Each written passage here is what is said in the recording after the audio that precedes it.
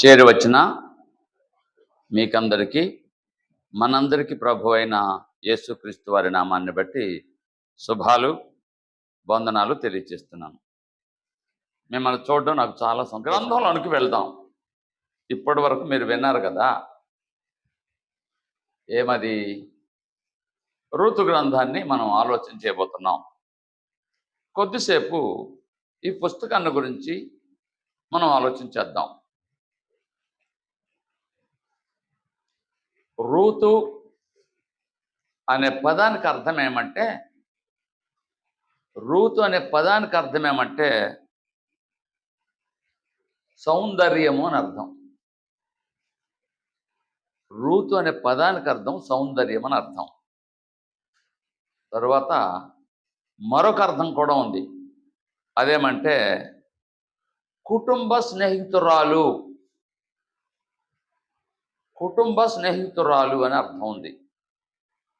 ఆ తర్వాత ఈవిడ అంటే ఈ రూతు అని ఆమె ఎవరు అంటే ఇశ్రాయేలీలకు సంబంధించిన వ్యక్తి కాదు. ఇశ్రాయేలీలకు సంబంధించిన వ్యక్తి కాదు. మరి ఎవరు? మోయాబీయురాలు. మోయాబీయులు అంటే మీకు ఎవరో ఐడియా ఉందా? మోయాబీయులు ఎవరో మీకు ఐడియా ఉందా? చదవండి రూతు గ్రంథం 1వ అధ్యాయము 1వ వచనంలోనే.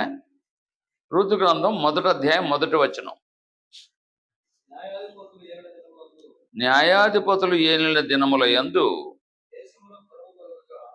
యోధా దేశంలో కరువు కలుగగా యోధా దేశంలో ఉన్న బెత్లెహేము అనే ఊరు నుండి ఒక మనుష్యుడు తన భార్యను 2 కుమారులను తీసుకుని మోయాబు దేశమునకు కాపురం ఉండడానికి వెళ్ళాడు. ఆ దేశంలోకి వెళ్ళిన తర్వాత ఆ పిల్లలకి 2కి వివాహం చేశాడు. ఎక్కడ అమ్మాయిని అంటే మోయాబు స్త్రీని చేశాడు. ఇది విషయం. ఓకే, అయితే ఈ మోయాబీలు ఎవరో మీరు ఎప్పుడైనా ఆలోచించారా? చదువుదాం అన్నమాట. ఆదికాండ గ్రంథం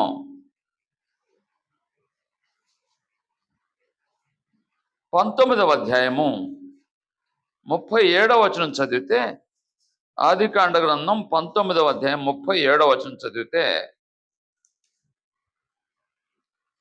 వారిలో పెద్దది కుమారుని కని వానికి మోయాబు అని పేరు పెట్టెను. అతడు ఈ గ్రంథం వ్రాయబడే నాటికి మోయాబీలకు మూల పురుషుడుగా ఉన్నాడు. ఎవరు అంటే లోతు సంతానము. మోయాబీలు అంటే ఎవరు చెప్పండి? లోతు సంతానము. యూదులంటే ఎవరు? యాకోబు సంతానము, అబ్రహాము సంతానము. యూదులేమో అబ్రహాము సంతానము, మోయాబీలేమో లోతు సంతానం. ఇది విషయం. ఓకే, ముందుకు వెళదాం. ఈ మోయాబు స్త్రీని అక్కడికి వెళ్ళిన తర్వాత అంటే ఈ బెత్లెహేమీయుడు, బెత్లెహేం అంటే తెలుసు కదా మీకు. బెత్లెహేం అంటే ఎక్కడ? యోధా దేశానికి సమీపంగా ఉంటుంది. విచారకరమైన విషయం ఏమంటే ఇప్పుడు బెత్లెహేము ఇశ్రాయేల్ దేశంలో లేదు. ఇశ్రాయేల్ దేశం నుంచి అంటే యెరూషలేము నుంచి ఆ బెత్లెహేం వెళ్ళాలంటే మళ్ళీ మారాలి, వేరొక దేశం. అది అంటే ముక్కలు అయిపోయింది అది, ఆ దేశం. అది వేరే విషయం. ఇంతకీ బెత్లెహేం అంటే ఎక్కడుంది? యెరూషలేము చాలా సమీపంగా ఉంటుంది. ఓ 10 కిలోమీటర్ల లోపలే యెరూషలేముకి బెత్లెహేముకి దగ్గరే. అయితే ఆ ఊర్లో అసలు బెత్లెహేం అనే పేరుకు అర్థం ఏమంటే రొట్టెల ఇల్లు అని అర్థం. అక్కడ సమృద్ధిగా రొట్టెలు దొరుకుతాయి, మంచి ఆహారం ఉంటుంది అక్కడ.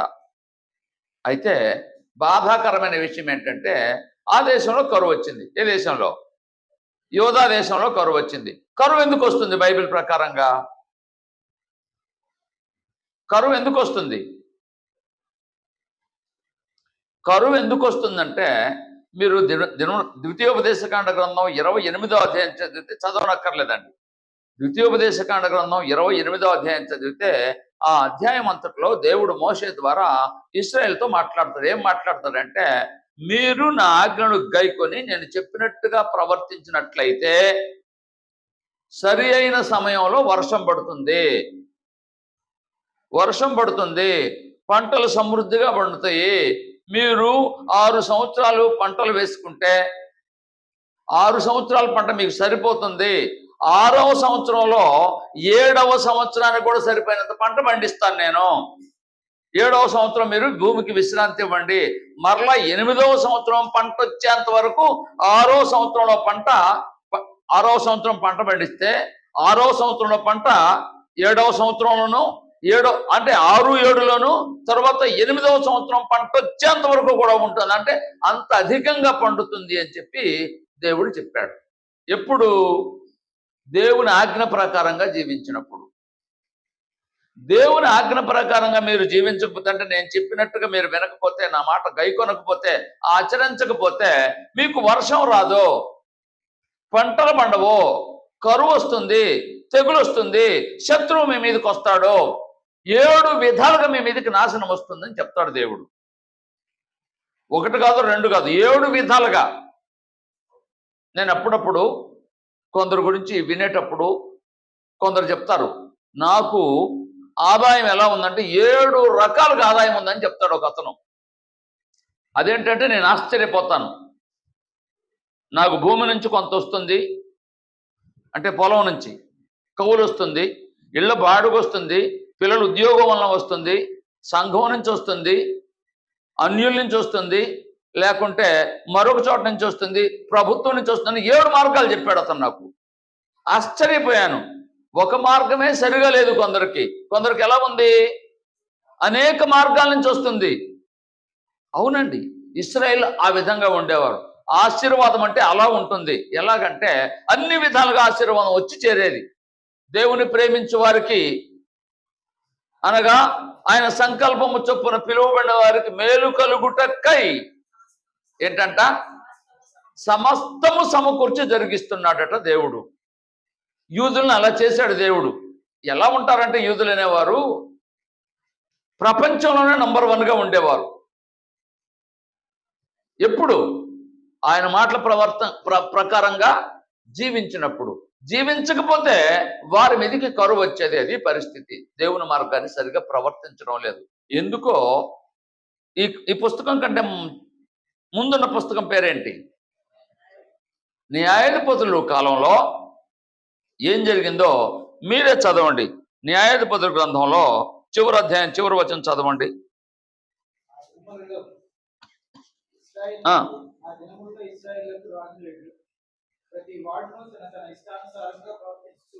చాలండి. ఏం జరిగింది? న్యాయాధిపతుల కాలంలోనే ఈ సంగతి జరిగింది. న్యాయాధిపతుల కాలంలో పరిస్థితులు ఎలా ఉన్నాయంటే ఎవరిష్టం వాళ్ళు. ఇవాళ క్రైస్తవ్యాన్ని గురించి మీరు ఆలోచిస్తే ఇవాళ క్రైస్తవ్యం అనేది ఎలా ఉందో తెలుసా? ఎవరిష్టం వాళ్ళదే. ఒక విధి విధానము, చర్చి ద్వారా పంపడటము, చర్చి ద్వారా సువార్త చేయడం అనేది లేనే లేదు. ఇక్కడ సంఘం ఉంది, ఇక్కడ సంఘంలో నేర్చుకొని 2 మాటలు నేర్చుకొని ప్రార్థన చక్కగా చేయడం నేర్చుకుంటే ఏం చేస్తారు? సంఘం పంపించిన ఆగరు. ఏం చేస్తారు? వాళ్ళకి స్థలం ఉంటే అక్కడే చర్చి పెడతాడు. ఎవరు పెట్టమన్నారు? ఎందుకు పెట్టారు? సంఘానికి వస్తున్నాడు కదా. ఇక్కడ సంఘం ఉంటే మళ్ళీ ప్రక్కన ఇంకొక సంఘం ఎందుకు పెట్టాడు? ఏం చెప్పరు. నా ఇష్టం అంటే బైబిల్ చెప్పిందే దానికి. అందరూ ఒకటిగా ఉండాలా, విడిపోవాలా? ప్రభు ప్రార్థన ఏంటంటే, నీవు నన్ను పంపితమని లోకము నమ్మునట్లు నా యందు నీవును, నీ యందు నేనును ఉన్నలాగున వీరి వాక్యం వలన విశ్వసించు వారందరూ ఏకమై ఉండాలని యేసుప్రభు వారు ప్రార్థన చేశారు. వీరు బోధ చేస్తారు, యేసుప్రభుని నమ్ముకోండి అని. వీరు ఐక్యంగా ఉండరు. అంటే యేసుప్రభుని నమ్ముకొని మనం వీళ్ళు చెప్తారు, కానీ యేసుప్రభు చెప్పినట్టుగా మాత్రం వీరు చేయరు. అందరు కాదండి.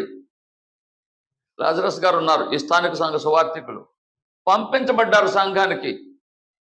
ఒక సంఘం పంపించింది, ప్రార్థన చేసి ఏర్పాటు చేశారు, నమ్మకంగా అక్కడే ఉన్నారు, గంతులు వేయలేదు అటు ఇటు. గంతులు వేశారా మీరు? ఆ రోజు నుంచి ఎవరైతే పంపించారో వారితో కలిసి పని చేస్తున్నారు. అది సంఘం అంటే, అది సువార్థికుడు అంటే. వారు ఇష్టం వచ్చినట్టు చేయడం కాదు, ఒక విధి విధానం ఉండాలి. ఇవాళ ఎంతమంది అలా ఉంటున్నారు? లేదు. అంటే ఎవరిష్టం వాళ్ళది. ఎందుకు చెప్పానంటే, న్యాయాధిపతుల కాలంలో కూడా ఎలా ఉన్నారు ప్రజలు? ఎవరిష్టానుసారంగా వారు ప్రవర్తిస్తూ ఉన్నారు. దానికంటే ముందు ఒక 90 లేదా 100 సంవత్సరాల వెనక్కి ఆలోచన చేస్తే, ఒక 100 సంవత్సరాల వెనక్కి వెళితే అరణ్యంలో 40 సంవత్సరాలు ఇశ్రాయేలుని మోషే నడిపించాడు. జాగ్రత్తగానే ఉన్నారు. మోషే వెళ్ళిపోయిన తర్వాత యెహోషువ నాయకుడు, మోషే ఉన్న కాలంలోనే నాయకుడిని చేశాడు యెహోషువని. మోషే యెహోషువ నాయకుడు అయిన తర్వాత ఇంచుమించుగా ఆయన ఒక 50 లేదా 50 కంటే ఎక్కువ ఉన్నాడు, నాకైతే సరిగా తెలీదు. ఇంచుమించుగా 50 సంవత్సరాలు పరిపాలన చేశాడు. ఎందుకు చెప్తున్నానంటే, ఆయన ఎన్ని సంవత్సరాలు అప్పుడు ఐగుప్తు నుంచి బయలుదేరి ఉంటాడు మీరు చెప్పండి? ఇంచుమించుగా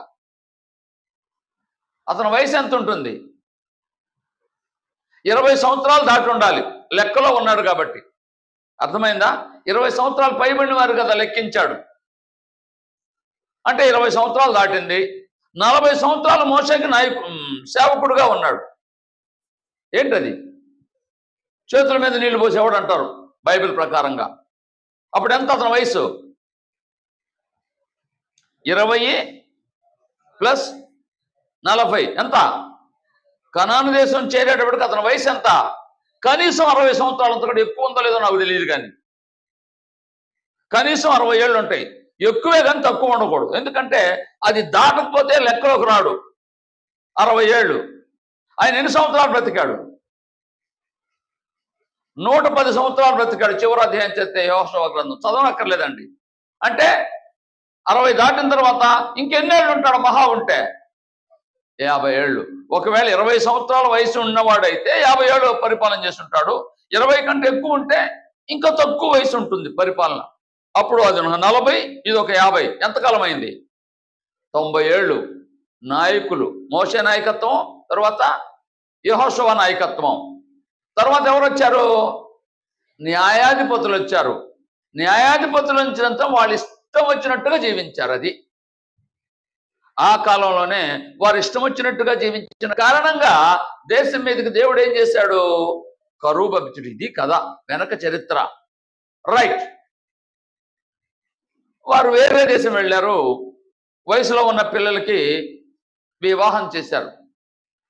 ధర్మశాస్త్రం ఏం చెప్పిందంటే, అన్యుల్ని చేసుకోకూడదు అన్నారు. దూరం వెళ్ళారు కాబట్టి అక్కడే సెట్ అయిపోదామని అక్కడే పిల్లల్ని చేసుకున్నారు. విచారకరమైన విషయం ఏమంటే, ఇశ్రాయేల్ దేశం నుంచి వెళ్ళినటువంటి ఆ కుటుంబం దేనికోసం వెళ్ళింది? దేనికోసం వెళ్ళింది? ఇక్కడ కరువు ఉంది కాబట్టి దేవునికి ప్రార్థన చేయాలి, దేవుని మీద ఆధారపడాలి. అయ్యా అని ప్రార్థన చేస్తే దేవుడు వినేవాడు. ప్రార్థన చేయకపోగా కరువును తప్పించుకోవడానికి దేవుని చిత్తం పూర్ణంగా తెలుసుకోకుండా వేరే దేశం వెళ్ళాడు. భార్య, భర్త, పిల్లలు. అక్కడ వివాహాలు కూడా చేశారు. ఇక్కడ బాగుంది అని సెట్ అయిపోయారు. సెట్ అయిపోయిన తర్వాత బాధాకరమైన విషయం, ఎందుకోసం వారు వెళ్ళారో బ్రతకడానికి, ముగ్గురు చనిపోయారు. ఎవరు? నలుగురుగా వెళ్ళారు, ముగ్గురు చనిపోయారు. 6గురు అయ్యారు అక్కడ. ముగ్గురుగా వెళ్ళారు, ముగ్గురు కాదు నలుగురుగా వెళ్ళారు. ఇద్దరిని చేసుకున్నారు, 6గురు అయ్యారు. 6గురు అయిన తర్వాత ఇప్పుడు ముగ్గురు చనిపోయారు. వెళ్ళింది నలుగురు, చనిపోయింది ఎంతమంది? ముగ్గురు. పూర్తిగా యజమాని చనిపోయాడు, కుమారులిద్దరూ చనిపోయారు. చనిపోయిన తర్వాత అప్పుడు తెలిసింది ఎవరికి? నయోమికి. అయ్యయ్యో, నేను బ్రతుకుదాము అని ఇక్కడికి వస్తే, మేము బ్రతుకుదామని ఇక్కడికి వస్తే ఇక్కడ నా భర్త చనిపోయాడు, నా పిల్లలు చనిపోయారు, దిక్కులేదు దాన్ని అయిపోయాను, దేవుడికి నేను విరోధన అయ్యాను. ఆవిడ అంటుంది, నేను దేవునికి విరోధనయ్యాను అని గ్రహించి వాళ్ళ కోడళ్ళని ఇద్దరిని పిలిచి, అమ్మ మీకు వందనాలమ్మా, దయచేసి మీరు మీ ఇంటికి వెళ్ళిపోండి. వివాహం చేసుకున్నారు, నాతో కలిసి ఉండాలనుకున్నారు, మీ భర్తలతో కలిసి ఉండాలనుకున్నారు. బాధాకరమైన విషయం ఏంటంటే నా భర్తను కోల్పోయాను, మీ భర్తలను కూడా కోల్పోయారు. నేను దిక్కులేని దాన్ని అయిపోయాను. ఇంకెందుకు, నా జనం కాదు కాబట్టి నేను నా దేశం వెళ్ళిపోతానమ్మా. మీరు మీ ఇళ్ళకి వెళ్ళి, అంటే అమ్మగారింటికి వెళ్ళి వివాహం చేసుకుని యవ్వన దశలో ఉన్నారు కాబట్టి ఇంకా పిల్లలు పుట్టలేదు, బహుశా పెళ్ళైన కొద్ది రోజుల్లోనే చనిపోయి ఉంటారు. అంచేత మీరు వెళ్ళండి, మీ అమ్మగారింటికి వెళ్ళండి, నేను వెళ్ళిపోతాను మా దేశం అని చెప్పి ఆవిడ వాళ్ళకి గుడ్ బై చెప్పడానికి ఇష్టపడింది. బయలుదేరారు కూడా. అయితే అందులో ఒక కోడలంది, అత్తయ్య వందనాలు అత్తయ్య, నా గురించి నా క్షేమం గురించి మీరు ఆలోచించారు, నేను వెళ్ళిపోతానని చెప్పి ఒక ఆవిడ వెళ్ళిపోయింది. ఇంకొక ఆవిడ అన్నది అదే రూతు. ఆవిడ ఏమన్నదో చూడండి.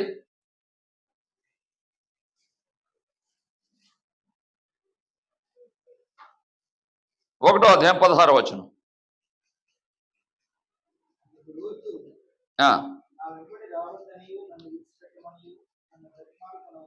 నన్ను బ్రతిమాలవద్దు. ఏంటట? నీవు వెళ్ళే చోటకు నేను వస్తాను, నువ్వు ఉండే చోటే నేను ఉంటాను. నీ జనమే నా జనము, నీ దేవుడే నా దేవుడు. నువ్వు చనిపోయిన చోట నేను చనిపోతాను. చాలండి అయ్యా. సాధారణంగా పట్టణాల్లో నివసించేవారు పల్లెల్లో వచ్చి పట్టణాల్లో నివాసం ఏర్పాటు చేసుకుంటూ ఉంటారు. చనిపోయిన తర్వాత వాళ్ళ పిల్లలు ఎక్కడికి తీసుకువెళ్తారు? సాధారణంగా వాళ్ళ సొంత ఊరికి తీసుకువెళ్తారు. ఎందుకంటే మా తాత ముత్తాతలు అక్కడ పాతి పెట్టబడ్డారు, వాళ్ళ దగ్గర నేను కూడా పాతి పెట్టబడాలి అంటారు. ఇది ఇప్పటి నుంచి వచ్చింది కాదు. అబ్రహాము, ఇస్సాకు, యాకోబులు, యోసేపులు కూడా అలాగే చేశారు. అందరూ ఒక చోట పాతి పెట్టబడ్డారు. రైట్. మరి ఈవిడేమంటుందో ఒక్కొక్క మాట మనం ఆలోచన చేద్దాం. ఆవిడ మొదటగా ఏమంటుందంటే, నీవు వెళ్ళు చోటుకి నేను వచ్చేదను. ఎందుకు ఆ మాట అంటుంది? ఈ రోజుల్లో అసలు ఈ పుస్తకం రాయటంలో ఉద్దేశాన్ని ఒకటి నేను ముందుంచబోతున్నాను. వివాహం చేసుకున్న స్త్రీలు ఎలా ఉండాలో ఒక ఆవిడని చూడండి, ఆవిడలాగా మీరు ఉండండి అని ఇవాళ మనకు పాఠం చెప్పబోతున్నాడు దేవుడి పుస్తకం ద్వారా. వివాహం చేసుకున్న స్త్రీలు ఎలా ఉండాలి అంటే చదువుదాం ఒక్కొక్కటి. ఈవిడేమంటుంది? నీవు వెళ్ళే చోటుకి నేను వస్తానంటుంది. ఒక ఆయన తీసుకుందాం. ఈవిడేమో అన్య స్త్రీ దేవుని పిల్లలతో ఉండడానికి, దేవుని బిడ్డలతో ఉండడానికి భర్త సంతోషము కాదు ఆమె కావాల్సింది. వివాహం రోజున ప్రమాణం చేశాను నేను. వివాహం రోజున ఏమని ప్రమాణం చేయిస్తారు చెప్పండి, మీరు చెప్పండి. ఇది మొదలుకొని మరణం వలన ఎడబాపు వరకు నిన్ను ఎడబాయను, దూరంగాను అంటారు. మరి భర్త చనిపోతే? కానీ ఆ ముసలమ్మ ఏం కావాలి? ఏ ముసలమ్మ? అత్తగారు ఏం కావాలి? ఈవిడ అది ఆలోచిస్తుంది. భర్త కోసం ఆలోచన, ఎటు పోగొట్టుకున్నాను, ఇప్పుడు నేను నా పని ఏంటి? మా అత్తగారిని చూడాలి. బా, ఏమి స్త్రీ అండి. నాకు తెలిసిన ఒక బోధకుని భార్య ఉంది. అత్తగారికి భోజనం పెట్టమంటే నేను పెట్టనంది. బోధకుడు భార్య ఆమె. చెప్పేదేంటి? బైబిల్ ఏముంది? తల్లిని తండ్రిని సన్మానించమంది. ఆమె సన్మానించిందా? సన్మానించలేదా? భోజనం పెట్టమంటే నీ మాట నేను వినేదేంటి? నేను పెట్టనంది. మరి ఈవిడ భర్త లేడు, భర్త లేకపోతే అత్తగారిని చూడాల్సిన అవసరత ఇంకెవరికైనా ఉందంటారా మామూలుగా అయితే? కానీ ఈవిడ ఈ వయసులో ఆమెను వదిలిపెడితే ఆమె ఏం కావాలి? ఎవరు చూస్తారు? నేను కదా చూడాలి. బా, ఇది కదా దేవుని బిడ్డల యొక్క లక్షణం. ఆవిడ అన్యురాలే. కానీ వీళ్ళు అక్కడికి వెళ్ళిన తర్వాత ఆ వివాహం రోజు వారు ఏం చెప్పారో ఏమి నేర్పించారో నాకు తెలియదు, కానీ వారు నేర్పించిన యూదా సాంప్రదాయం అటువంటిది. ఇప్పుడు తరచుగా రాష్ట్రంలో ఒక వాడబడుతున్న మాట ఏంటంటే, తరచుగా ఎక్కువ మంది మాట్లాడుతున్న మాట ఏంటది?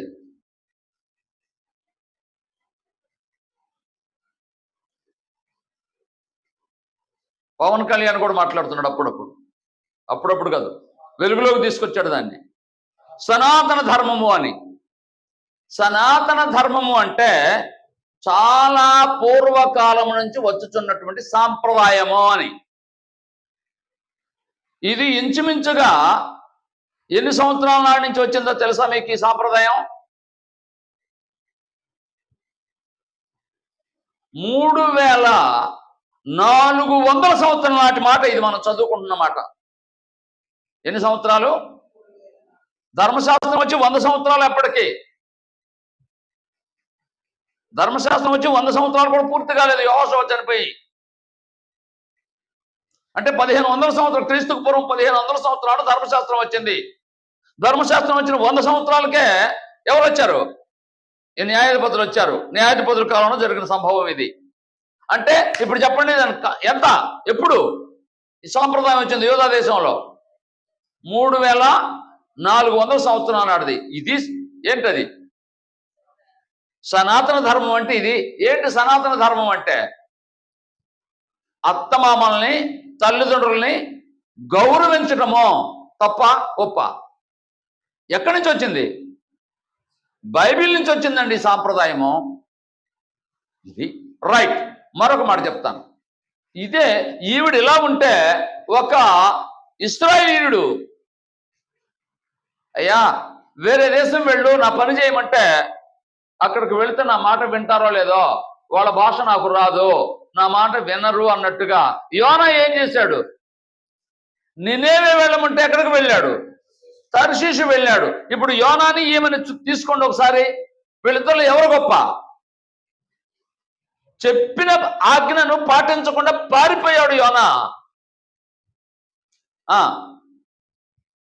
భర్త లేకపోయినా వాళ్ళ అత్తమామల ద్వారా, భర్త ద్వారా తెలుసుకుని సంప్రదాయాన్ని, పూర్వీకుల సాంప్రదాయాన్ని, యూదామత సాంప్రదాయాన్ని తెలుసుకొని ఆచరించడానికి నీవు ఎక్కడికి వెళ్తావో నీతో పాటు నేను వస్తానని చెప్పింది ఆవిడ. గొప్పదా కాదా? అసలు ఈ పుస్తకం రాయడంలో ఒక ఉద్దేశం ఏంటంటే, యేసు ప్రభు వంశావళిలో, యేసు ప్రభు వారికి వంశావళి ఉంది కదా, ఆ వంశావళి ఎక్కడి నుంచి వచ్చిందో తెలుసా? అందులో ఒక స్త్రీ ఎవరు? ఈ రూతు. అంటే అన్య స్త్రీని కూడా యేసు ప్రభు వంశంలోనికి కలుపుకున్నారంటే అందులో నుంచి వచ్చాక దేవుడు చేశాడంటే ఆవిడ యొక్క గొప్పతనం ఎటువంటిదంటే యూదా మత సాంప్రదాయాన్ని లేదా పురాతన లేదా సనాతన ధర్మాన్ని పాటించావిడ. మరొక మాట చెప్తాను. నీవు నివసించు చోట నేను నివసిస్తాను. ఇక్కడ ఏమైనా నిర్బంధం ఉందా? రమ్మని బలవంతం చేసేవారు ఉన్నారా ఎవరైనా?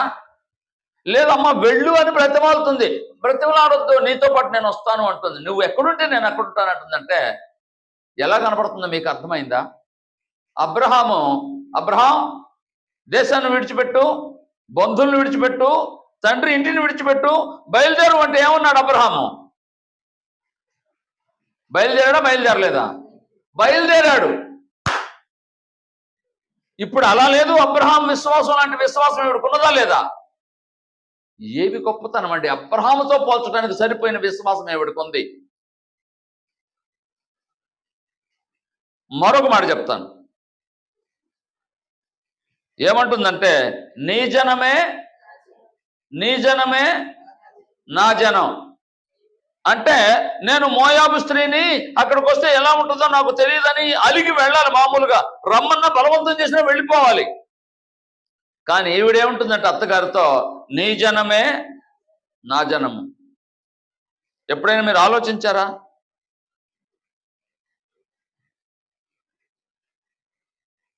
సమరయ స్త్రీ ఉంది. అమ్మ కొంచెం మంచినీళ్ళు ఇవ్వమని దాహంతో ఒక ఆయన అడిగితే ఏమన్నది?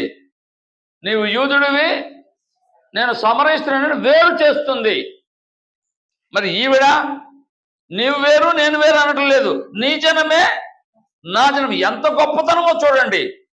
4వ మాట విందాం.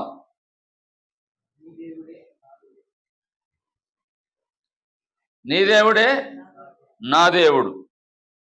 అంటే ఇతర దేశాల్లో అప్పటికే విగ్రహారాధన ఉంది.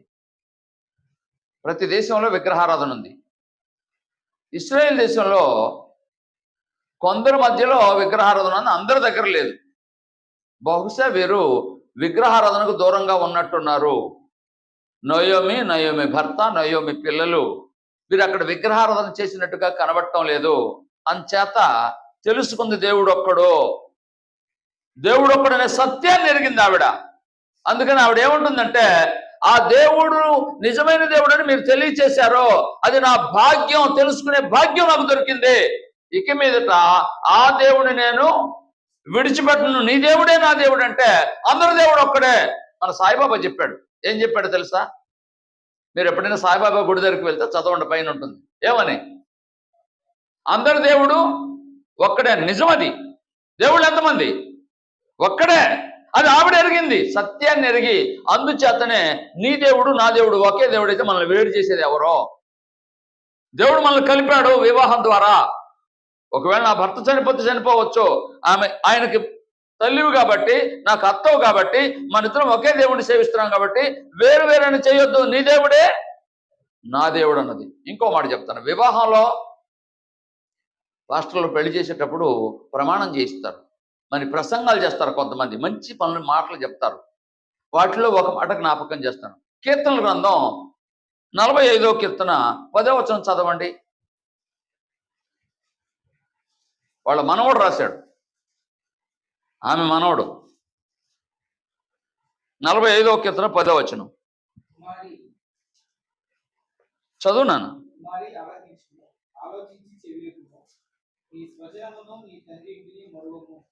ఏంటి?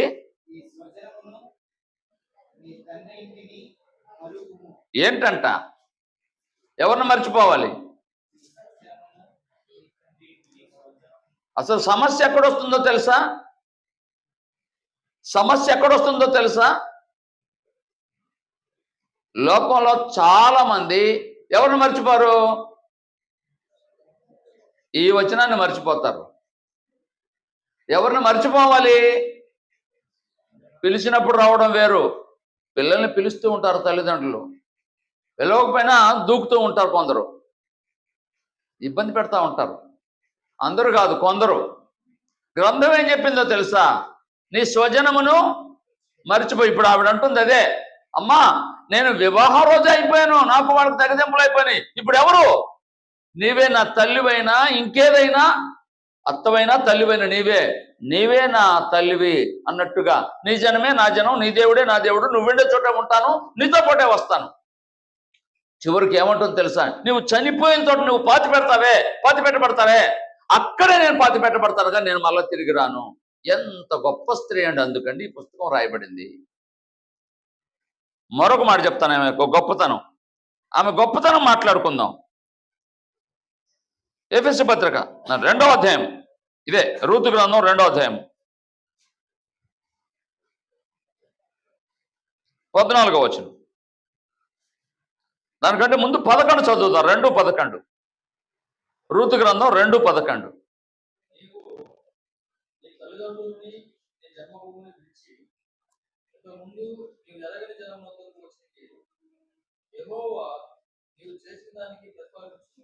చాలు నాయన, ఒకసారి వినండి మాట. ఏమంటున్నాడు? రూతు వచ్చింది ఇక్కడికి, పొలంలో పని చేసడానికి వెళ్ళింది. అక్కడ బోయజన్ అయిన వాళ్ళ బంధువే పరిచయం అయ్యాడు వాళ్ళ అత్తగారి ద్వారా. ఆయన మాట్లాడుతున్నాడు.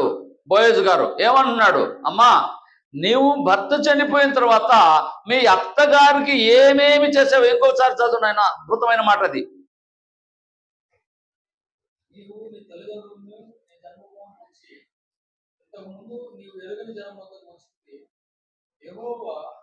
నీవు చేసిన దానికి ప్రతిఫలం ఇచ్చును.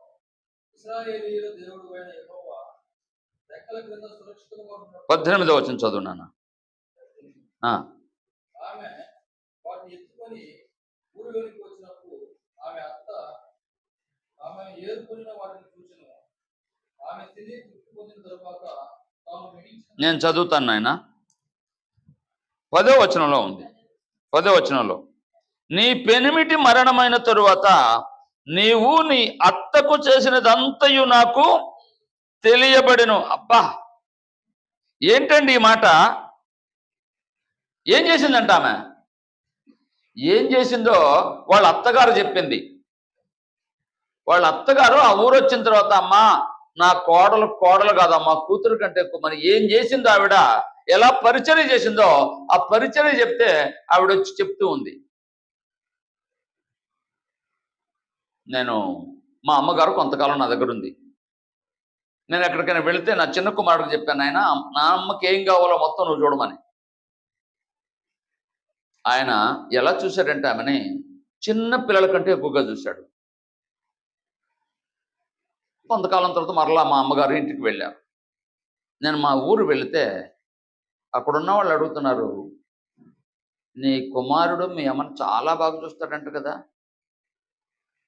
ఇప్పటికీ నేను అక్కడికి వెళితే మా ఊర్లో వాళ్ళ బంధువులందరూ అంటారు, మీ అమ్మను బాగా చూస్తాడు, వాడు ఎలా ఉన్నాడంట. చెప్పుకుంటారా లేదా? బాధ పెడితే అది కూడా చెప్పుకుంటారు. ఈ నయోమి ఏం చెప్పిందో నాకు తెలియదు, కానీ ఆ ఊరు ప్రజలందరికీ ఏం తెలిసిందంటే, రూతు నాకు చిన్న పిల్లని చూసినట్టు చూస్తుందమ్మా నా కోడలు అని చెప్పినట్టుంది. బోయజ్ దాకా వెళ్ళింది ఆ వర్తమానం. బోయజ్ అంటున్నాడు, నీ భర్త చనిపోయిన తర్వాత మీ అత్తగారికి నువ్వు ఏమేమి చేసావో అదంతా నాకు వినబడింది. అమ్మలారా, అత్తగారిని చేదరించుకునేవారు లేదా కోపగించుకునేవాళ్ళు, ఇంకా చెప్పాలంటే కొట్టే వాళ్ళని కూడా అక్కడక్కడ చూస్తున్నాం. ఈవిడెవరండి? అందులో భర్త కూడా లేడు, భర్తకు భయపడటానికి. ఉన్నాడా? చనిపోతే కూడా ఇంకా భయం కలిగి ఉందా లేదా? ఎలా చేస్తుందో ఒకసారి బైబిల్ వచనం చదువుదాం. ఎఫెసు పత్రిక 6వ అధ్యాయం 7వ వచనం. ఎఫెసు పత్రిక 6వ అధ్యాయం 7వ వచనం.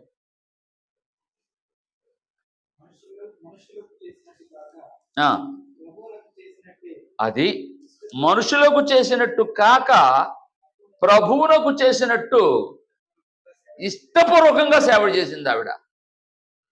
చాలా మంది చేస్తారు, తంతు ముగించారంటారు, ఏదో కాదు. నువ్వు చేసేది ఏదైనా సరే ఇష్టపూర్వకంగా ప్రేమపూర్వకంగా చేయాలి. ఈవిడ అలా చేసింది. అందుకే బోయజామిని ఏమంటున్నాడు, నువ్వు చేసిందంతా నేను విన్నానమ్మా అని చెప్పి మెచ్చుకుంటున్నాడు. ఇంకొక మాట చదువుదాం, ఆవిడ యొక్క గొప్పతనం ఏంటో. 3వ అధ్యాయం 6వ వచనం.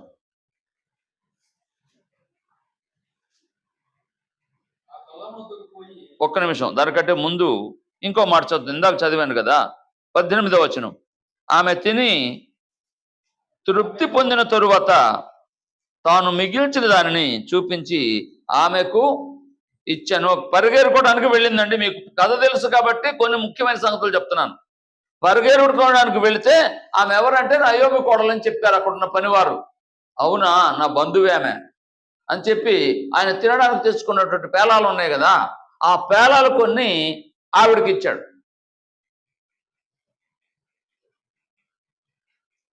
విధవరాలని ఆవిడకి ఇస్తే ఆవిడేం చేసిందో తెలుసా?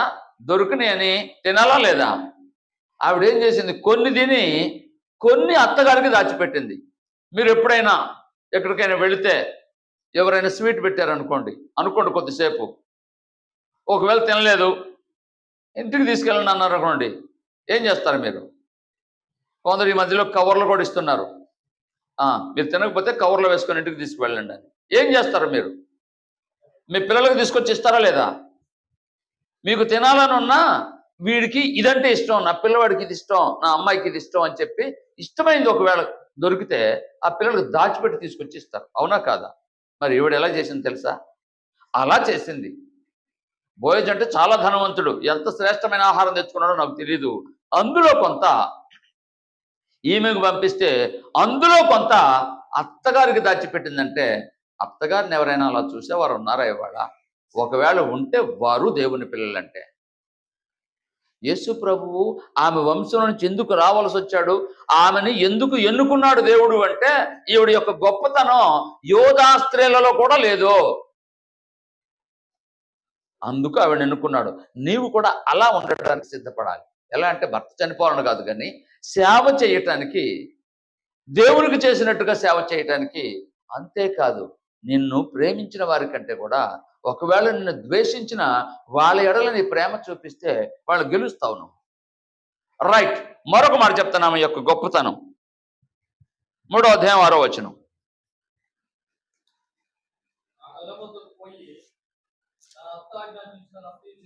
ఆగండి, ఇంకొక మరి చదవండి. ఆమె ఒక పని అప్పగించింది నయోమి రూతుకి. పరిశుద్ధాత్ముడు ఏమని వ్రాస్తున్నాడంటే, నయోమి ఏమైతే ఆజ్ఞాపించిందో గుర్తుపెట్టుకోండి, ఆజ్ఞాపించిందంట ఆవిడ. ఆజ్ఞాపిస్తే ఈవిడ ఏం చేసింది? నువ్వు నాకు చెప్పేదానివా ముసలిదానివే? నేను కదా నీకు చెప్పాలి, నేను కదా నీకు తెచ్చి పెడుతున్నాను, నేను పెడితే తినేదానివి, నువ్వేంటి నాకు ఆజ్ఞాపించేది అనాలా లేదా? మామూలు అయితే ఇవాళ చాలా మంది అలాగున్నారు. కానీ ఈవిడేమంటుంది తెలుసా? అద్భుతమైన మాట పరిశుద్ధాత్ముడు మన కోసం వ్రాయించాడండి. గ్రంథం వ్రాశారు అంటే జరిగిన చరిత్రలో మనం తెలుసుకొని ఆచరించడానికి. ఏంటంటే ఇంకోసారి చదువుతాను ఆ మాట నేను. ఏంటి ఆ మాట అంటే, ఆజ్ఞాపించినది అంతయు నా కొంత. ఎవరో అంతా చేయలేరండి మామూలుగా అయితే. ఒక ఆయన చేశాడు. యోహాను సువార్త 17వ అధ్యాయం 4వ వచనం చదవండి. యోహాను సువార్త 17వ అధ్యాయము.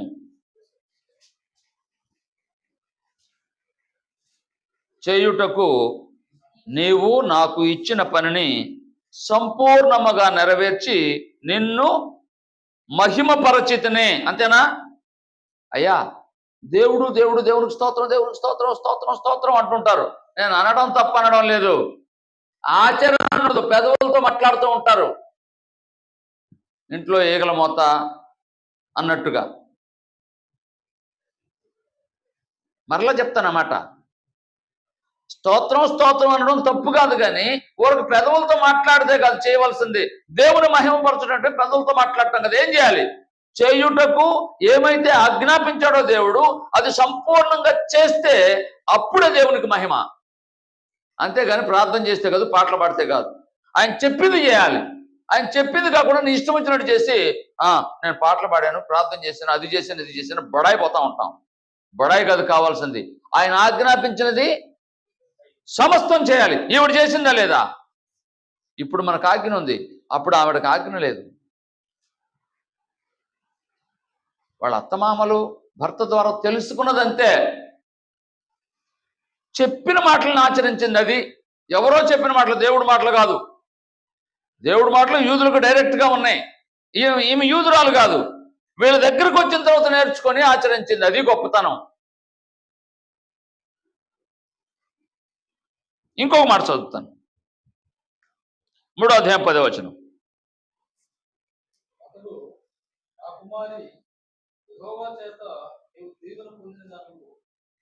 కొద్దివారినే గాని గొప్పవారినే గాని యవనస్తులను వెంబడింపక ఉండుట వలన నీ మునుపటి సత్ప్రవర్తన కంటే వెనుకటి సత్ప్రవర్తన మరీ ఎక్కువైనది. అబ్బా, మీ నయోమి అత్తగారు చెప్పినప్పుడు నేను విన్నాను, చాలా మంచి అమ్మాయి అని.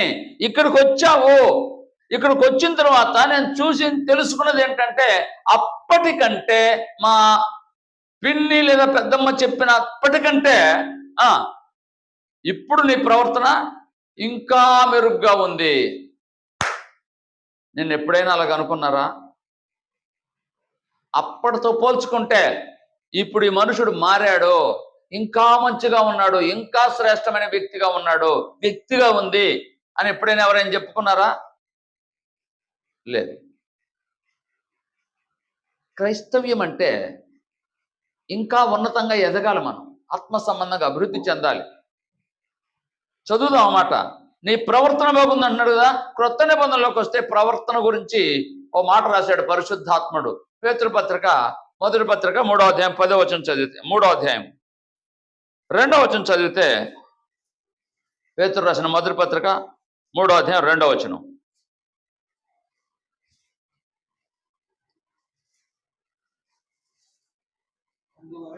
ఆ,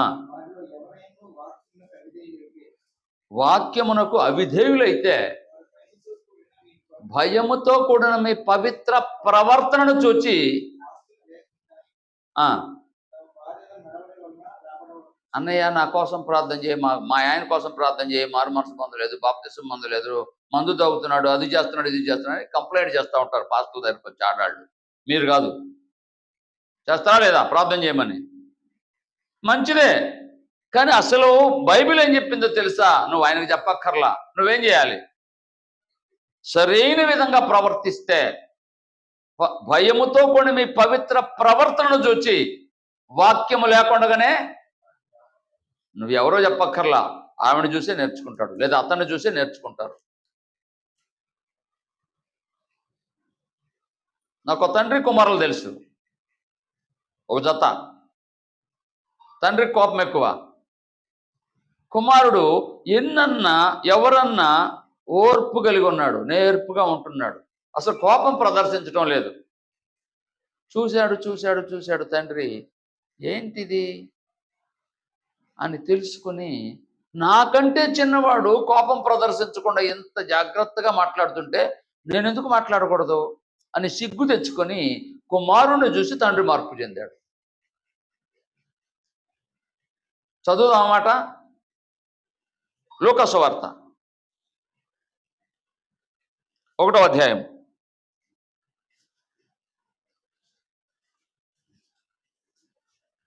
17వ వచనం.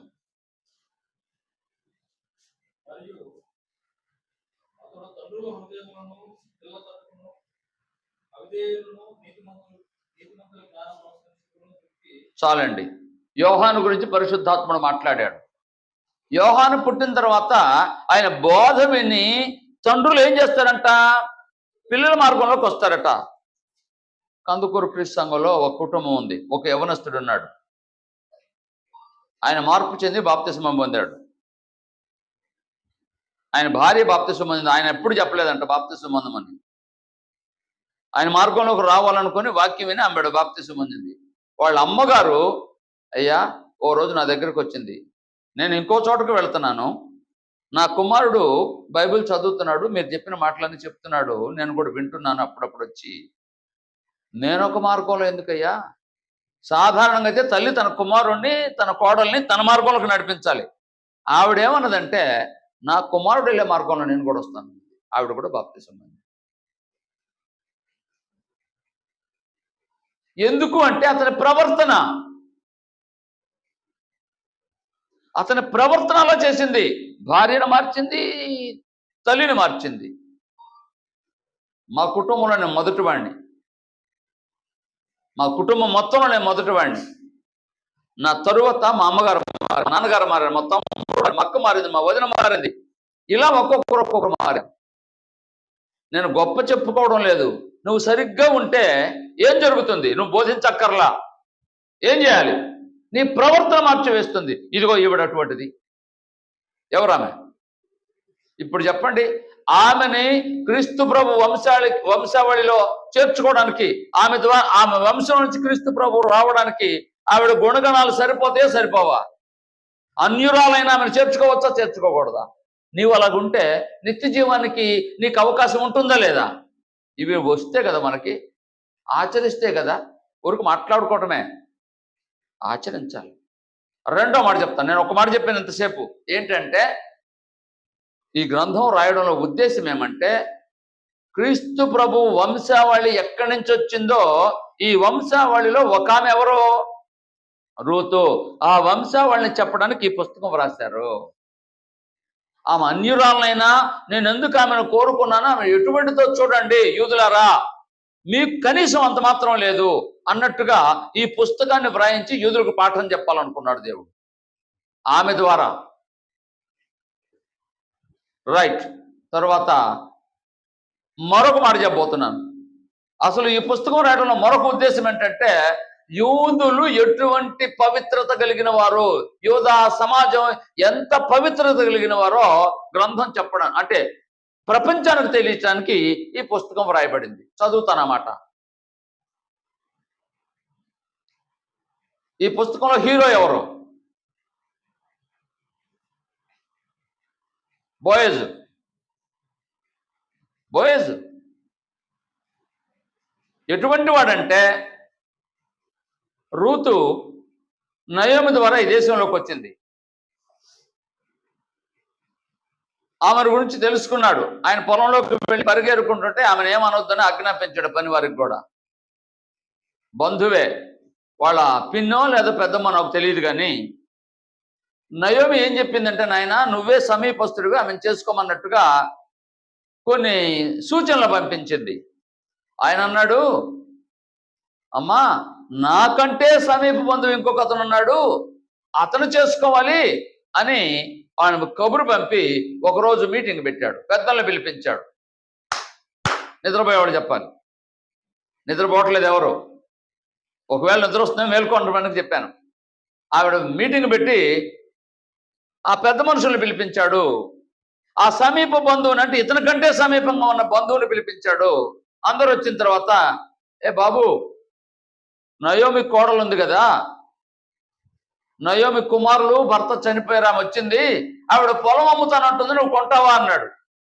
ఇతను అన్నాడు, ఆ కొంటానన్నాడు. నయోమి దగ్గర పొలం అయితే నేను కొంటానన్నాడు ఆ బంధువు. అయితే నయోమి పొలం కొంటావు సరే, నయోమి తర్వాత ఎవరు, ఆమె కోడలు కదా వారసురాలు, ఆమె కూడా నువ్వు కొంత డబ్బులు ఇవ్వాలన్నాడు. డబ్బులు ఇవ్వడమే కాదు, ఆమెను వివాహం చేసుకోవాలన్నాడు. బంధువురాలు కాబట్టి పొలం అయితే కొంటానన్నావు, దాంతోపాటు ఏం కావాలి, ఆ భర్త చనిపోయాడు కాబట్టి మన సాంప్రదాయం ప్రకారంగా ఎవరైనా సమీప బంధువులు ఉంటే వాళ్ళు చేసుకోవాలి కాబట్టి నువ్వు వివాహం చేసుకో అన్నాడు. పొలం అయితే కొంటాను కానీ వివాహం అయితే నేను చేసుకో, నాకు వద్దన్నాడు. అట్లయితే పెద్ద మనుషుల సమక్షంలో, అయితే నీవు చేసుకోకపోతే, నువ్వు ఆ పొలం విడిపించకపోతే, ఈమెను చేసుకుంటే ఆ పొలాన్ని విడిపించే హక్కు నీకు వస్తుంది, చేసుకోకపోతే రాదు నీకు హక్కు. కాబట్టి ఆ పొలం కొనడానికి ఈమెను చేసుకోవడానికి నేను సిద్ధంగా ఉన్నాను, మీకు ఎవరికైనా అభ్యంతరమా అన్నాడు. ఎంత గొప్ప సాంప్రదాయమో చూడండి. అంటే సమీపస్తుడు కాకుండా అవకాశం దొరికిందని మొట్టమొదటి మాట చెప్పాను నేను. రూత్ అంటే అర్థం ఏంటి? సౌందర్యవంతి. సౌందర్యం. బహుశా చక్కగా ఉండొచ్చు. చక్కగా ఉంటే దొరికితే చేసుకోవాలా వద్దా? చెప్పరేంటి? చక్కనాల కోసం కదా ఎంతైనా ప్రయాసపడుతున్నారు. కానీ ఇతను చేసిన పని ఏంటో తెలుసా? పద్ధతి పాటించాడు. పెద్దవాళ్ళు చెప్తారు, పొలం కొన్నా, ఇల్లు కొన్నా, ఏదైనా కొన్నా ప్రక్కన వాడికి తెలియచేయాలంట. అయ్యా నేను అది కొనాలనుకుంటున్నాను, నీకేమైనా కలుసుద్దా, తీసుకుంటావా? నువ్వు కాదంటే నేను కొనాలని చెప్పాలి. న్యాయం అయితే వాడికి తెలియకుండానే కొనేస్తాం మనం, ఎక్కడ అడ్డం వస్తాడోనండి. ఒకవేళ అమ్మదలిస్తే అన్నదమ్ములకు చెప్పాలి. అంటే మన పూర్వీకుల సాంప్రదాయం. నేను ఒక పేరు పెట్టాను దానికి, నేను పెట్టలేదు, పూర్వీకులు చెప్పిన మాట. ఏంటది? సనాతన ధర్మం, పూర్వీకుల ధర్మాలు. నిన్నొచ్చింది కదా, వీళ్ళు చెప్పేది కదా, బైబిల్లో ఉంది ఎప్పుడో ఈ ధర్మం. ప్రక్కన అన్నదమ్ముడికి, అంటే ఇప్పుడు నా పొలం ఉంది, నా పొలం మా తమ్ముడు పొలం, మా అన్న పొలం ఉంది, మధ్యలో నేను అమ్మేశాను అనుకోండి, ఆ మధ్యలోకి ఎవడన్నా వస్తే వాళ్ళ మధ్యలో ఇబ్బందులు వస్తాయి కదా. అదే అన్నదమ్ములకి ఏమన్నా వాళ్ళు కాదంటే వాళ్ళు, కానీ అవునా కాదా? అది పద్ధతి. ఇదిగో బంధువుకి చెప్పాలి, బంధువు కాదంటే తను చేసుకోవాలి. ఆ విధంగా పాటించాడా లేదా? ఏంటది? యూదుల సాంప్రదాయము. చక్కగా ఉందని చేసుకోలేదో, బాధ్యత ప్రకారంగా చేసుకున్నాడో. చదువుదాం అన్నమాట. 2వ అధ్యాయం 4వ వచనం. యోధా కుటుంబం యొక్క గొప్పతనం, లేదా యోధా జాతి, యోధా ప్రజల యొక్క గొప్పతనం.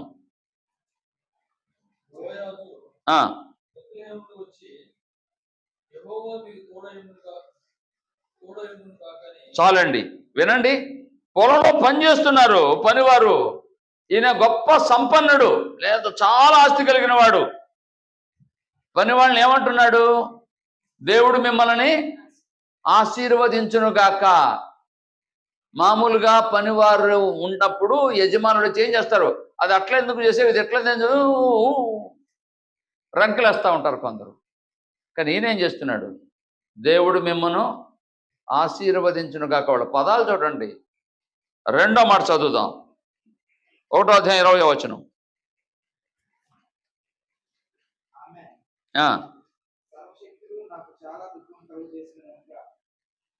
నయోమి అనగా మారా అన్నది. తర్వాత వచనం కూడా చదువుదాం. నేను సమృద్ధి గల దానినై నేను సమృద్ధి గల దానినై. సమృద్ధి ఉంటే ఎందుకు వెళ్ళారండి? ఇంకా సంపాదించాలని, ఇంకా సంపాదించాలని వెళ్ళారు. సమృద్ధి గల దానినై వెళ్ళాను, ఇప్పుడు ఏమి లేని దాన్ని వచ్చాను. సంపాదించాలని వెళ్ళాను, సంపాదించకపోగా ఏమి లేని దాన్ని అయి వచ్చాను. ఒక యవనస్తుడు నాకు తెలుసు, 15 సంవత్సరాల క్రితం. అతనికి బ్రతుకు తెరువు కోసం ఎవరో ఒక మార్గం ఏర్పాటు చేశారు. ఇంకొక అతను వచ్చి అదేంట్రా ఇది అని చెప్పి చెడగొట్టాడు. ఆ మాట విని ఇతను పెట్టి అతని దగ్గరికి వెళ్ళాడు. ఒక కొద్ది రోజులు చేయించిన తర్వాత నువ్వు సరిగ్గా చేయట్లేదని అతను వదిలేశాడు. పూర్వీకులు సామెత చెప్పారు, ఉన్నది పోయింది ఉంచుకున్నది పోయిందని. అది పోయింది, ఇది పోయింది, అడుక్కు తింటున్నాడు ఇవాళ. విడిచిపెట్టకూడదు అవకాశాన్ని. ఎవరో చెప్పారని చేయటం కాదు. యూదులు ఎటువంటి వారంటే, యోధా కుటుంబాలు ఎటువంటి అంటే, యోధా ప్రజలు ఎటువంటి వారంటే చాలా జాగ్రత్తగా. ఇప్పుడు తెలుసుకుంది. ఎప్పుడు? భర్త పిల్లలు చనిపోయిన తర్వాత, అయ్యా నేను సమృద్ధిగా ఉన్నాను, అప్పుడు వెళ్ళిపోయాను, ఇప్పుడు ఏమి లేనిదన్న ఆయన తెలుసుకుంది. తెలుసుకొని తిరిగి వచ్చింది. అది విషయం. కుమారుడు ఉన్నాడు, రెండవ కుమారుడు. ఇంట్లో సమృద్ధి ఉందా లేదా? ఎంత సమృద్ధో! అనేక మంది కూలి వాళ్ళు ఉన్నారు. ఎందుకు వెళ్ళాడు మరి? తన ఇష్టం నెరవేరట్లేదు. ఇంటి దగ్గర ఉంటే కట్టడి, క్రమశిక్షణ కావాలి. క్రమశిక్షణ ఇష్టం లేక వెళ్ళిపోయాడు. ఆస్తి తీసుకొని వెళ్ళిపోయాడు. అంతా పోగొట్టుకున్న తర్వాత ఇప్పుడు ఏమొచ్చింది? మంచి పదం వాడాడు అక్కడ యేసుప్రభు వారు. బుద్ధి వచ్చినప్పుడు, బుద్ధి వచ్చింది, తిరిగి వచ్చాడు. అలాగే ఈవిడ కూడా బుద్ధి వచ్చింది. యూదులు ఎటువంటి వారంటే తర్వాత అయినా బుద్ధి తెచ్చుకుంటారు. మనకు చాలా మందికి బుద్ధి రాదు. బుద్ధి తెచ్చుకోవాలి. వయసు వచ్చిన తర్వాత అయినా పరిస్థితులను బట్టి ఆలోచన చేసి ఇది ఎందుకు జరిగింది, ఇలాగ ఎందుకు అన్నారు, అన్నారని రోషపట్టం కాదు. ఎందుకు అన్నారు, నేనేం తప్పు చేశాను ఆలోచించుకోవాలి. ఎందుకు ఇలా చేశాడు దేవుడు, నాకు వలన ఏమైంది అని ఆలోచించుకుంటే, ఓహో ఇలా జరిగిందని దిద్దుబాటు చేసుకోవడానికి అవకాశం. అది యోధ జాతి ప్రజల యొక్క గొప్పతనం. మరొక మాట చెప్తాను. మన పాఠం ఏంటంటే, ఇవాళ ఈ పుస్తకంలో మనం నేర్చుకునే పాఠం ఏంటంటే,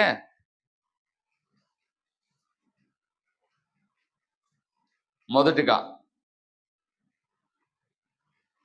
అత్తగారంటే ఎలా ఉండాలో, అత్తగారంటే ఎలా ఉండాలో తెలియజేసింది ఈ పుస్తకం. అత్తగారంటే ఎలా ఉండాలో తెలియజేసింది ఈ పుస్తకం.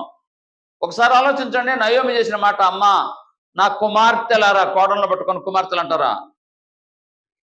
కుమార్తెలారా, నేనా ముసల్దాన్ని అయిపోయాను, మీకు భర్తలు చనిపోయారు, నేను ఎలాగో మా దేశం వెళ్ళి బ్రతుకుతాను, కానీ మీరు ఇంటికి వెళ్ళి వివాహం చేసుకొని పిల్లలు కానీ సంతోషంగా ఉండండి అంటే ఈవిడ ఉద్దేశం ఏంటో మరలా చెప్తాను. కోడలు ఎలా ఉండాలి? కోడలు ఎలా ఉండాలంట? సంతోషం, ఆమె సంతోషమే నా సంతోషం అన్నట్టుగా మాట్లాడుతుంది ఆవిడ. ఇవాళ ఎంతమంది అత్తగారులు ఆ విధంగా ఆలోచిస్తున్నారు? కోడలైతే సంతోషంగా ఉండకూడదు, కూతురైతే సంతోషంగా ఉండాలి. అంటే సందర్భం వచ్చింది కాబట్టి మాట్లాడుతున్నాను.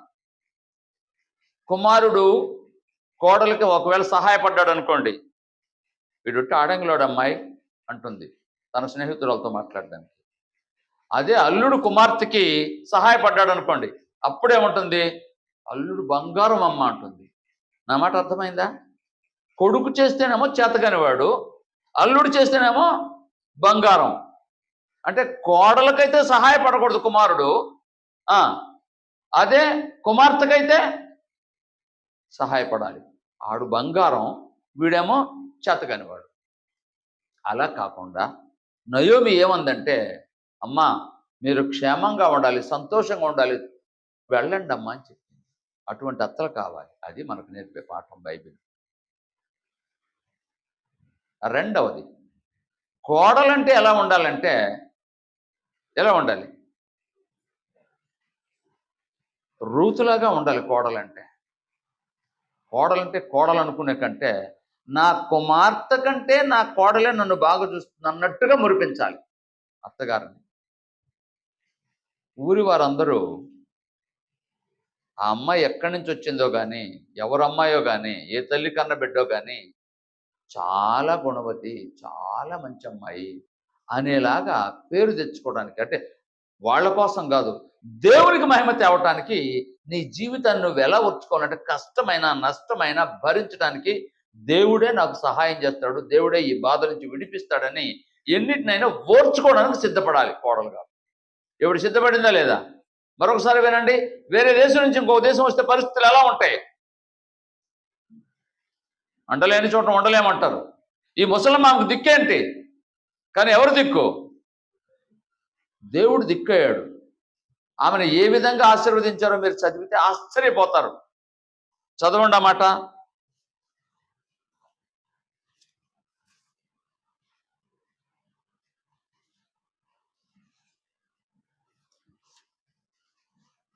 నాలుగవ అధ్యాయం రూతు గ్రంథం 12వ వచనం.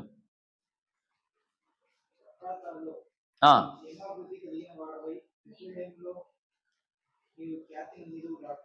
బెత్లెహేములో ఖ్యాతి నొందుదువుగాక. ఇంకా యెహోవా దేవుడు ఈ యవన రాజు వలన నీకు దయచే సంతానమును నీ కుటుంబమును తామారు యూదా కని ఎన్న పెరేస్ కుటుంబం వలె నిండుగాక అని. చాలండి. అంతకు ముందు ఇంచుమించుగా ఒక 200 సంవత్సరాలు అనుకోండి. 200 సంవత్సరాల నాడు యోధా అనే ఒక అతను తామారు వలన పిల్లల్ని కన్నాడు.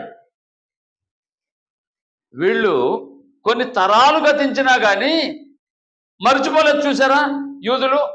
అయ్యా, మన పూర్వకాలంలో మన తాత ముత్తాతలు ఉన్నాడు ఎవరైనా, యోధా.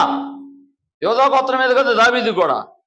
మన ముత్తాత ఉన్నాడే 4 తరాలు అవతల, ఆయన తామారు వలన ఏ విధంగా సంతానం కలిగారో, వారు ఎలా గొప్పవారు అయ్యారో అందులో నుంచే యాకోబు వచ్చాడు. యాకోబు కుమారుడే యోధా. యోధాల నుంచే యేసుప్రభువు వారు వచ్చారు, దావీదు వచ్చాడు, ఈ బోయేజు కూడా వచ్చాడు. మరలా చెప్తాను ఈ మాట. యాకోబు కుమారుడే ఎవరైనా యోధా. యోధా వంశంలో నుంచే దావీదు వచ్చాడు. అంటే దావీదు కంటే ముందు బోయేజు వచ్చాడు. ఈ బోయేజుని అదిగో యోధాలాగా, యోధా సంతానంలాగా ఈ మూల నువ్వు కూడా పిల్లలు కానీ వారు గొప్పవారు అవుతారో అని ఆశీర్వదించారు ఆ ఊర్లో వాళ్ళంతా. మనకి ఎన్ని తరాలు మీకు గుర్తున్నాయి ఒకసారి ఎప్పుడైనా ఆలోచించారా? మీ ముత్తాత పేరేంటో మీకు తెలుసా? నేను కానీ మా ఊరు వెళ్తే ఇంకా పెద్దవాళ్ళు ఉంటారు కదండి, 90-95 ఆవాళ్ళు, వాళ్ళ దగ్గర కూర్చొని తాత మా తాత పేరేంటి, వాళ్ళ పేరేంటి, వీళ్ళ పేరేంటి అడుగుతాను. నీకు ఎందుకు ఇవన్నీ అంటారు. ఇప్పటికీ తాత తెలుసుకోవాలి కదా మేమేంటో, మా వంశం ఏంటో. యూదులు ప్రపంచంలో ఎక్కడున్నా నేను యూదుడు నేను వస్తే వాడు చేర్చుకోరు. నువ్వు ఎలా యూదుడివి, ఎలా లేవీడివి అంటే ఇదిగో పలానా పలానా మా తాత ఇలా అంటారు. మీరు ఎప్పుడైనా పొలాలు కొంటే, స్థలాలు కొంటే అక్కడ ఉంటుంది రికార్డు. ఏంటది? అడంగులు అంటారు. ఇది ఎవరి పొలం, ఎక్కడి నుంచి ఎవరికి వచ్చింది, ఎక్కడి నుంచి ఎవరికి వచ్చింది, అలా అలా రికార్డు ఉంటుంది. అలాగే మనం కూడా ఎవరమో తెలుసుకోవాలి. వీళ్ళు చూడండి మర్చిపోలేదు. యోధా కుటుంబం అంటే, యోధా పిల్లలంటే, దేవుని పిల్లలంటే, ఇశ్రాయేలు అంటే ఇటువంటి వారు. మనం అసలు ఎక్కడి నుంచి వచ్చామో మన పూర్వం అంటే చాలా మందికి తెలియదు. నేను మరలా చెప్తున్నాను, వంశావళి అంటే మనం ఒకవేళ మన రక్త సంబంధం వంశావళి తెలిసామో కానీ సంఘం అంటే ఏంటో, అసలు సంఘం ఎప్పుడు ప్రారంభమైందో, ఎవరు ప్రారంభించారో, అది ఎలా విస్తరించిందో చాలా మందికి తెలియదు. 1600 అంటే ఇప్పటికి 400 సంవత్సరాల నాడు వచ్చినటువంటి సంఘం ఈ ప్రాంతంలో ఉంటుంది. వాళ్ళు ఏమంటారు తెలుసా? మా తల్లి సంఘం అంటారు.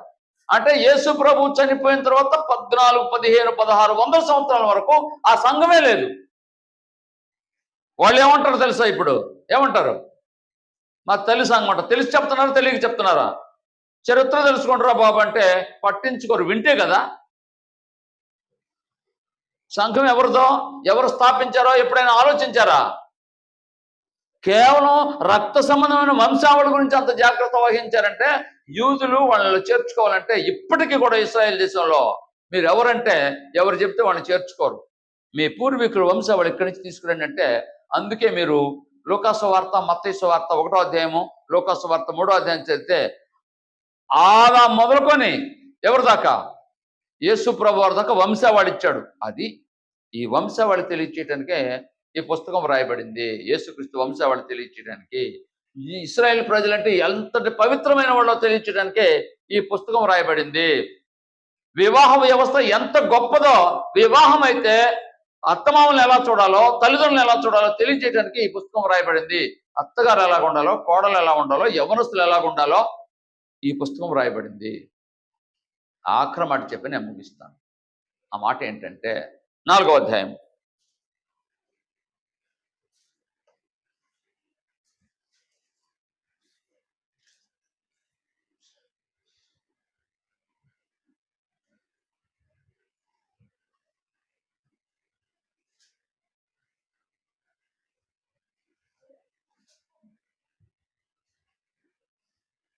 పద్దెనిమిది నుంచి 21 దాకా చదివితే, అదిగో ఇందాక నేను చెప్పాను యోధా కుమారుడని, అక్కడి నుంచి ఎక్కడి దాకా వచ్చిందో చూడండి, దావీదు వరకు వచ్చింది ఆ వంశావళి. 4వ అధ్యాయము 18 నుంచి 21 వరకు చదవనక్కర్లేదండి, నేను జ్ఞాపకం చేసి ముగిస్తున్నాను. కాబట్టి నీవు ఏదైనా ఆలోచించేటప్పుడు దానికి మూలం ఏంటో తెలుసుకున్నావా? మూలం తెలుసుకోవాలి. సంఘానికి మూలం తెలుసుకున్నావా? తెలుసుకోరు కొంతమంది, ఏదైనా పర్వాలేదు అని అంటారు. నేను చెప్పిన మాటలు జ్ఞాపకం చేసి ముగిస్తాను. రూతు పుస్తకం ఎందుకు వ్రాయబడిందంటే, మొదటిగా దేవుని పిల్లలు ఎలా ఉన్నారో, ఎలా ఉంటారో, ఎలా ఉండాలో తెలియచేయడానికి వ్రాయబడింది ఈ పుస్తకం. రెండవది, క్రీస్తు ప్రభు వంశావళి ఇదిగో ఇటువంటి అన్య స్త్రీలో నుంచి కూడా యేసు ప్రభువుని తీసుకొచ్చాడు. ఎందుకంటే ఆవిడ యొక్క ఉత్తమ గుణాన్ని బట్టి ఆమెను ఎన్నుకున్నాడు ఈ వంశంలోకి అని వ్రాయబడింది. అత్తాకోడలు ఎలాగో ఉన్నారో, ఎంత పవిత్రమైన బంధమో అది తెలుసుకోండి, అలా జీవించండి క్రైస్తవులు చెప్పడానికి ఈ పుస్తకం వ్రాయబడింది. యవ్వనస్తులు అవకాశం దొరికితే పాపం చేయకూడదు. బోయజ్ ఎలాగా కనిపెట్టుకుని ఉన్నాడో చూడండి, తొందరపడకుండా నీతి న్యాయాన్ని ఎలాగ పాటించాడో, పెద్ద మనుషులు కూర్చొని ఎలా చేశాడో అలా మీరు చేయండి అని చెప్పడానికి ఈ పుస్తకం రాయబడింది. మరి నయోము గురించి, ఋతు గురించి, బోయజు గురించి ముఖ్యమైన వ్యక్తులు ముగ్గురే వ్రాయబడింది, బాగానే ఉంది. నీ గురించి పరలోకం వ్రాయబడుతుంది తెలుసా? నీ పేరు జీవగ్రంథంలో ఉందా? ఉండాలి అంటే ఎలా ప్రవర్తించాలంటే పవిత్రమైన ప్రవర్తన కలిగి ఉండాలి, యథార్థంగా జీవించడానికి ప్రయత్నం చేయాలి. దేవుడు చూస్తున్నాడు, వింటున్నాడు, ఆయనకు అప్పగించాలనే భయం నీకుంటే నీకు పరలోకం వద్దని ఆయన ఇస్తాడు. ఆ విధంగా ఉండాలని తెలియచేస్తూ శ్రద్ధగా వినందుకు మిమ్మల్ని అభినందిస్తూ ముగిస్తున్నాను. అందరికీ వందనాలు.